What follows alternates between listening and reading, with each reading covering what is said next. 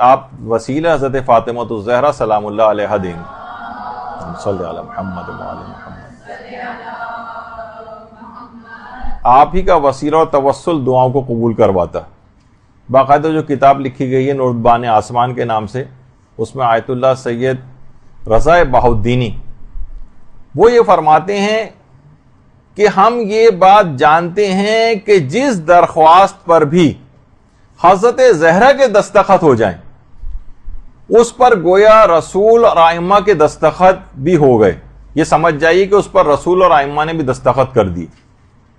جس دعاؤں کی درخواست پر حضرت زہرا نے دستخط فرما دیے بس خود بخود پیغمبر اسلام اور تمام معصومین کی دستخط بھی اس پر ہو جاتے ہیں، اور فرماتے ہیں یہ ایسی بات ہے جس میں کوئی کلام نہیں، کوئی کلام نہیں، کوئی دوسری بات نہیں.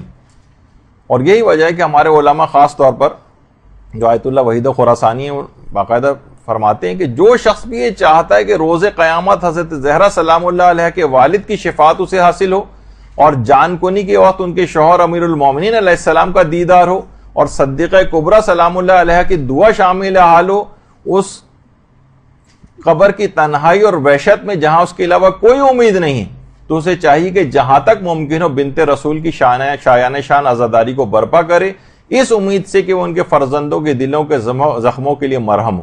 تو آپ نے فرمایا کہ یہ جلوس اور مجالس عزا اس آیت قل لا اسألکم علیہ اجرا الا المودۃ فی القربى کا مصداق ہے.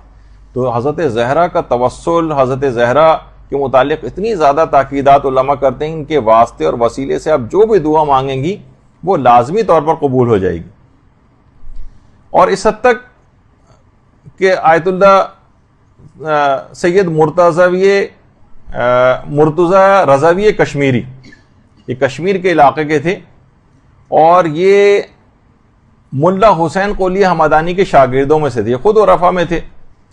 وہ فرماتے تھے کہ ایک دفعہ رمضان ہی کے دن تھے، افطار کے بعد ملا حسین قلی حمدانی جو ہے وہ مدرسے میں فجر کے قریب جو ہے اور نماز جماعت فجر کی مدرسے کے اندر ہوتی تھی، چابی گھر بھول آئے. اب لوگ سارے باہر کھڑے ہوئے ہیں، اتنا وقت بھی نہیں تھا کہ گھر واپس جاتے اور چابی لے کر آتے.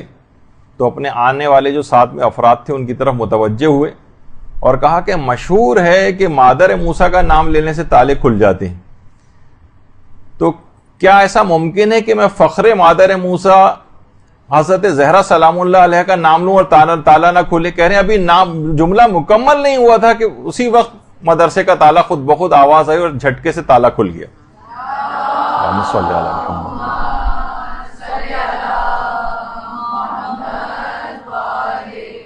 ہماری قسمتوں کے بند تالے حضرت زہرا کے توسل سے نہایت آسانی کے ساتھ کھل سکتے ہیں. پوری کوشش کریں، بار بار دعاؤں کے اندر حضرت زہرا کا واسطہ اور وسیلہ دیں، پھر آپ دیکھیں گے کس طریقے سے یہ تالے کھلتے ہیں. آج بھی معجزات ہو جائیں گے، آپ حیران رہ جائیں گے کہ جن کی تصویر اس وقت آپ کے سامنے ہے.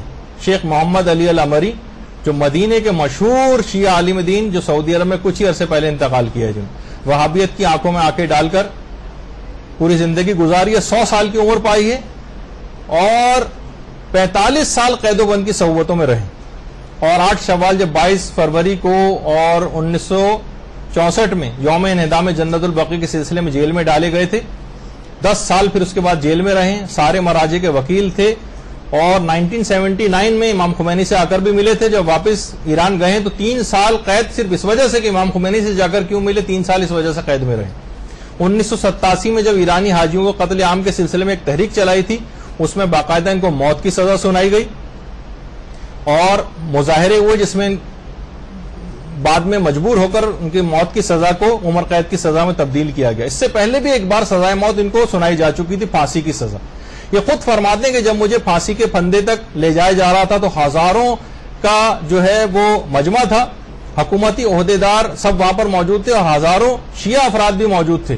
اور اس وقت میرے گلے میں پھندا ڈال کے اور جو ہے میرے گلے میں پھندا ڈال دیا گیا پھانسی دینے کے لیے. تو اسی وقت میں نے حضرت زہرا کی قبر کا رخ کیا اور زیر لب کہا کہ شہزادی فقط آپ کی عزت و حرمت اور دفاع کے لیے پھانسی کا پھندا میرے گلے میں ڈلا، آج آپ ہی میری مدد کر سکتی ہیں. حضرت زہرا سے توسل کیا، اسی وقت پھانسی کا پھندا کھینچا گیا ان کا جسم मुकद्दस जो है इसके ऊपर 30 सेकंड तक लटकता रहा। अचानक से वो रस्सी जो गले में पड़ी हुई थी वो टूट गई और उनका जिस्म अल्लाहुम्मा सल्ली अला मुहम्मद व आले मुहम्मद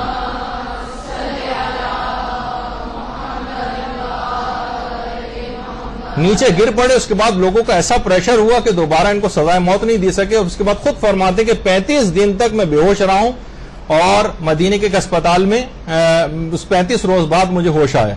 इनके अक्सर और बेशतर बादशाह इनके कत्ल का इरादा करता रहा सऊदी अरब का, लेकिन बादशाह को ऐसे डरावने किस्म के ख्वाब आते रहे कि फिर वो इनके कत्ल से जो है बाज आया। बाज दफा तो ये भी मिलता है कि बाकायदा बादशाह ने रेगिस्तान में एक फौजी हेलीकॉप्टर के जरिए इनको बड़े बड़े रेगिस्तान वहां पर फिकवा दिया, लेकिन अगले दिन वो देखकर हैरान रह गए। एक हिकायत में ये मिलता है कि ये खुद ही वापस आ गए थे और एक में ये कि वो हेलीकॉप्टर का जो पायलट जो इनको उस रेगिस्तान में बीच में कहीं फेंक के आ गया तो वो दोबारा हेलीकॉप्टर लेके गया, पता नहीं क्या दिमाग में आया, इनको फिर दोबारा ले आया वहां से। तो बहरहाल ये तमाम चीजें ऐसी हैं कि आप आज भी, अच्छा खास तौर पर इमाम खुमैनी और आयतुल्लाह खामनेई से तो थे ही बहुत ज्यादा अकीदतमंद, लेकिन आयतुल्लाह खुइर आयतुल्लाह सिस्तानी से इस हद तक अकीदत रखते थे कि एक उनकी तस्वीर फ्रेम करवा के, जो तस्वीर में भी आपके सामने अपने सिरहाने जो है वो रखा करते थे। तो बहरहाल ऐसा तवस्सुल हो, सही मौजज़ात आज भी हो सकते हैं। हर वो आप जिस दुआ के मुतालिक भी बेयकीनी का शिकार हो, वो आज आप देखेंगे कि आपकी दुआ किस तरह से परवरदिगार आलम कबूल कर लेगा। और शेख काजिम इनके इंतकाल के बाद इनके बेटे अब वो इनकी जगह पर आए हैं और यही सारे इंतजामात को वहां पर संभाल रहे हैं।